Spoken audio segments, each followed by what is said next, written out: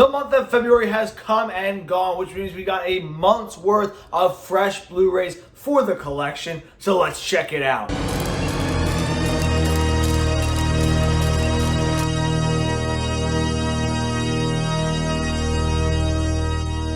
Welcome to Silver Screen Talk. My name is Luke LaPointe. I started this channel because movies are a big part of my life, and I want to talk about them with people who care about them as much as I do. With that, remember to hit that like and subscribe button. Most importantly, as we're talking about our Blu-ray hauls, I want to hear you down below. What Blu-rays did you pick up in the last month? What are you looking to pick up this month? What new releases to Blu-ray are you looking to pick up this month? I want to hear it all because I want to know what should be on my shopping list for the next few months. And with that, let's get into it. Now, before I actually get into it, I just want to say these Blu-ray hauls are meant to be a little more laid back, so I'm just going to be talking, no cuts, just to let you know what the style of this video is going to be so I can really get into the movies a little bit. Now, let's actually get into it. So starting off, we got American Hustle. This is a movie that I just really enjoy, and part of that is because the cast is just so incredible with Amy Adams, Jennifer Lawrence, Christian Bale, Jeremy Renner, and Bradley Cooper. You know, it's, as you can see here, it says it's got 10 Academy Award nominations. Honestly, as much as I've enjoyed this movie, I always thought it was a little overrated. Like, people always talk about it like this crazy movie, like in the 9s out of 10s or whatever. Like, this is a great movie, but it's just as good as cast. The story, I felt, has always lacked a little bit. But this is a movie that I've always enjoyed rewatching because the cast is so electric in it, especially Amy Adams. She killed it in this movie. Absolutely killed it. So I plan on rewatching this again sometime soon to see if my opinion changes on it a bit. Next up, we got Birds of Prey and the Fantabulous Emancipation of One Harley Quinn. I'm pretty sure I nailed it. If I didn't, let me know down below, but I'm pretty sure I nailed it. Damn right I nailed it. Now, this is a movie that I really enjoyed. I know some people didn't enjoy it as much, but for me, I went into the theaters for this movie when we still could go to full theaters. Remember those days? I don't. But I went to the theater knowing that this was going to be a Harley Quinn movie. I like the Birds of Prey, so I knew that this was going to have the Birds of Prey, but this was going to be Harley Quinn's movie. One, because Margot Robbie is just so damn good as Harley Quinn. She's at that point where I don't think anyone else could really play her. She's become iconic status. And two, it's just smarter economically, to make money to put Harley Quinn in the majority of this movie. So I knew this was going to be a Harley Quinn movie. So I really enjoyed it. I loved it.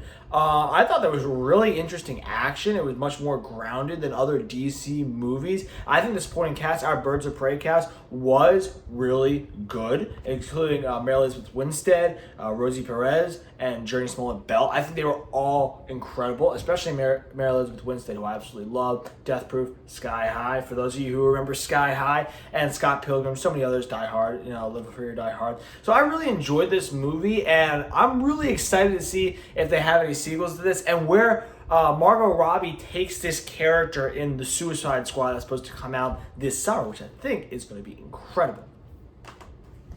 Next up, we have The Blind Side, just a great nonfiction story here, a great true story about Michael Orr, an offensive lineman who played for, I think he went to Baylor, played for the Panthers.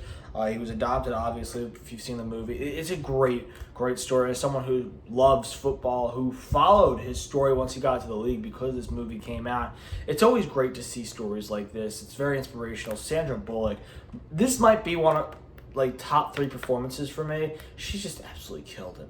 Absolutely killed it. It was so emotional all throughout, and it really shows the power of family and sports coming together. And not to mention, this movie does have the legend, Coach Ed Ogeron, Coach O. Not no young Rock doing a bad Coach O impression. The real Coach O with the Go Jack. Well, he was at Ole Miss at the time, so it was Go Ribs. But I really enjoyed this movie, and I rewatch this all the time. Next up, we got Caddyshack, a movie that I absolutely love. One of my favorite comedy movies. Like I said, I have a lot of favorite comedy movies, but this is definitely on a definitive list. Actually, this roommate on the other side of this wall over here, he's not here right now, but this roommate on the other side of this wall fucking hates this movie. Like, despises it with all his guts. Like, I do not know why. He's like, this is one of the worst movies I've ever seen. Yada, yada, yada. I'm like, why?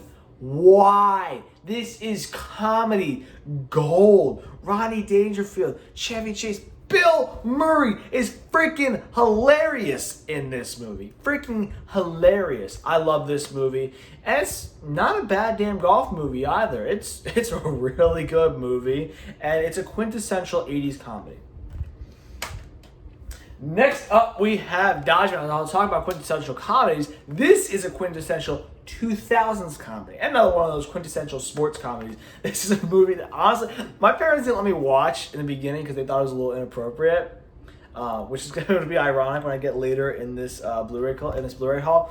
But they didn't let me watch this at first because it was a little inappropriate. But I absolutely love this movie. The first time I watched it, I fell in love with it, and I just keep rewatching it, and I find new ways to love it. First off, Ben Stiller, Vince Vaughn, fucking hilarious in this movie. Fucking hilarious. And then you have your supporting cast, Justin Long, all those guys. And then my favorite character has like 3 minutes worth of screen time. It's Jason Bateman as Pepper Brooks on The Ocho, which, by the way, bring back ESPN The Ocho. We need it. But Jason Bateman honestly steals the fucking show in this movie. He's so hilarious, Pepper Brooks. Everything that he says makes me laugh out loud, makes me piss my pants laughing. I love this movie. It's a great sports movie. It's got all the best jokes, all the quotable jokes, and I'm probably going to watch this tonight. Now that I'm hyping it up, I'm going to watch this tonight. Next up, we have the Deadpool 2 movie collection, and if you can see here, it says, for now, which is a good thing because we already know in January Kevin Feige announced that Deadpool 3 will be rated R. That's the only way I was going to watch Deadpool 3. That's how it has to be. And props to Kevin Feige for doing that. This is a fucking hilarious set of 2 movies. It's 2 of my favorite superhero movies. It's 2 of my favorite X-Men movies. Look, Ryan Reynolds, God bless that test footage, by the way, that got leaked. But Ryan Reynolds is Deadpool. I know, right? Ryan Reynolds is Wade Wilson. The way I said about Margot Robbie being Harley Quinn, it's even more with Ryan Reynolds and Deadpool. There's literally not a single person on this entire planet that could pull off Deadpool the way that Ryan Reynolds pulls it off. He's absolutely incredible as Deadpool. And these are great superhero movies with great action, great comedy, great cast, great supporting cast, all of that. And then Deadpool 2, honestly, is just as good as Deadpool 1. And people say it's better. I'm a little on the fence about that, but it's just as good. And, you know, you have really emotional scenes in Deadpool 2, especially if you talk about the end, with the take on me and Vanessa and Wade. Very touching, and I cannot wait for Deadpool 3. Whenever that comes out, just make it come out quick. Or take your time on it. I don't want it to suck. Next up, we got The Nice Guys, one of my favorite action comedies of the 2010s. This flew way under the radar, I believe.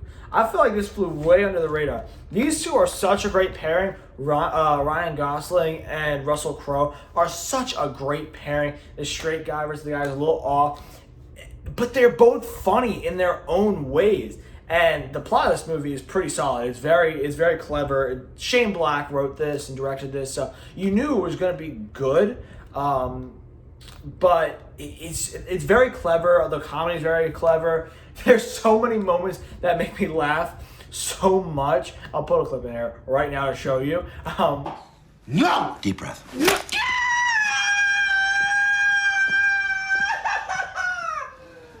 mind if I have an apple? But yeah, it's such a funny movie. It's so good. And more people need to see this, because you know what? I never hear people talking about this movie. This movie needs more credit. And so I'm going to start with that by giving it credit. Everyone who hasn't seen The Nice Guys, check it out. I believe it's on Hulu. There's one way to stream it or another. Make sure you check out this movie. Next up, we got The Patriot. Now, I talked about how my mom wouldn't let me see Dodgeball when I was younger. This was the first rated R movie that I ever saw. I believe I was like 6 or 7 when I saw this movie, by the way. So, like I said, the irony there. the irony, that the fact that I can't watch Dodgeball because it's a little lewd, but the Patriot I can watch. My dad loves histories, that's why he let me watch it. But I remember this is the first rated R movie I watched, and it's funny, the scene where Mel Gibson's character, I can't remember his name, Benjamin Martin, where Benjamin Martin just goes ham on this British regular and just kills, axes him, fucking just stabs him and axes him time and time again, like 18,000 times. The literal definition of overkill. I saw that when I was like 6. So yeah, I could say maybe this scarred me for a little bit, or maybe I just like, man, I love violent movies. But this is a really good movie. Is it super historically accurate? No. It's the American Revolutionary version of Braveheart. And we all know how historically inaccurate Braveheart is. But it gets the juices going. It gets all the patriotism flowing inside of you, especially when you're watching towards the end. And then you have a really, really good performance from Heath Ledger in this movie. Now, here's the thing about Heath Ledger, because he died super young, and everyone remembers him for the Joker, is that no one really talks about his other performances, especially performances like The Patriot and Brokeback Mountain, and some of the rom-coms he did. They were just as good. I mean, I'm not going to say just as good because the Joker was legendary, but they were incredible performances, I believe, especially in this one. Very emotionally charged performance here. And this was when he was 20 years old. They did a great job with this movie. I think this is Roland Emmerich's best movie, in my opinion. And I will plan on rewatching this soon. And lastly, we got This Is the End. I fucking love this movie. This movie is gold, man. This movie is gold. I rewatched this all the time. And actually, I think I made my dad watch it for the first time during winter break, over in December. He loved it too. I believe that was his first time watching it. This is such a funny movie. And the reason it is funny is because everyone is playing a hammed up version of themselves. I mean, McBride is hilarious in this movie. All the lines, the male pleasuring scene, I will say that, is fucking hilarious. I mean, you're getting all worked up over a fucking porno mag. Who has goddamn porno mags anymore? Welcome to the 21st century, Buck Rogers. And then you got Jonah Hill playing a version of him who, you don't usually see very often. He was very funny in this movie, especially the exorcism scene. Jay Baruchel, very funny. Rogan, very funny. Craig Robinson was hilarious in this movie. And then you have James Franco. And then you have all the little cameos, whether it's Emma Watson, who just stepped outside, well, I don't want to say her comfort zone, but stepped outside what we usually see her in, and just done this little really funny performance that lasts about 5 minutes. You got Michael Cera was fucking hilarious in this movie, coked out of his mind, slapping Rihanna's ass. And then you got Rihanna getting slapped on the ass by Michael Cera, and then getting serenaded to by Craig Robinson about taking her panties off. Very funny.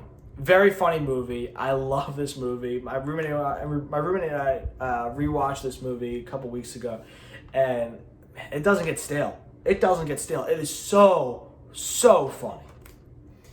And that's all I've got for you today. Remember, make sure to hit that like and subscribe button. I want to hear you down below in that comment section if you know how to comment. And if you're on this YouTube machine, I know you know how to comment. I want to hear what you picked up in the last month. I want to hear what you picked up in the last couple of months and what you think I should pick up for my collection. Make sure to check out my Blu-ray collection up above, because I want you guys to know what's in my collection so you guys can honestly help me, because I don't know what I should add to all my collection. Thank you so much, and keep on loving movies as much as I do.